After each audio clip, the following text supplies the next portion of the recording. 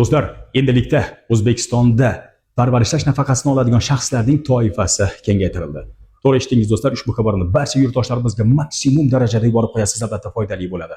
Kuni kecha prezidentimizga mana shunday taklif kiritilgan, prezident tomonidan ko'rib chiqilgan va qabul qilinishi mumkin deganida juda ham ko'pchilik aldamang, yolg'on gapiryapsiz, yo'q bunday narsa deyishgan edi. Mana o'sha yolg'on deganlarga ushbu xabarni maksimum darajada yuborib qo'ying.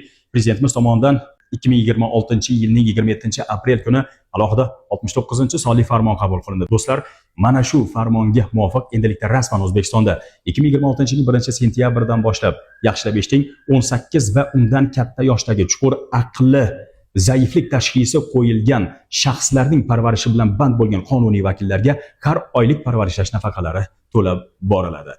Avvallari do'stlar, faqatgina voyaga yetmagan shaxslar o'zgalar parvarishga muhtoj bo'lsagina parvarishlash nafaqasi berilgan bo'lsa, endilikda ularning toifasi kengaytirilyapti. Amaliyotda juda ham ko'p guvoh bo'lamiz, turmush o'rtog'iga qarab o'tirgan, ota-onasiga qarab o'tirgan, aka-uka, opa-singlisiga mana shunday aqli zaifligi tufayli qarab, boshqa ishlar bilan band bo'lmasdan turmush kechirayotgan shaxslar bor edi.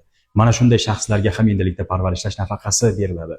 Ko'ryapsizmi? Mamlakatimizda ijtimoiy himoyaning ahamiyati, uning ko'lami kengayib borayotganligini mana shundan ham his qilib ko'rsak bo'ladi. Do'stlar, ushbu xabarimni yana bir bor eslataman. Mana shunday toifadagi barcha tanish-bilishlaringizga maksimum darajada yuborib qo'ying, zero berilayotgan imkoniyatlardan foydalanishsin. Yana bir bor eslatyapman video xabarimda.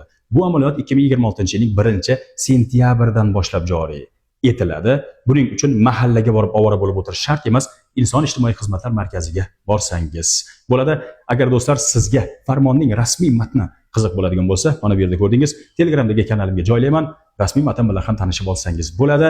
Ijtimoiy ta'minot sohasidagi mana shunday yangiliklardan birinchilardan bo'lib xabardor bo'lishni istasangiz, unda Kaminaning ijtimoiy tarmoqdagi barcha sahifalarni kuzatib boring deyman. O'zingizni ehtiyot qiling.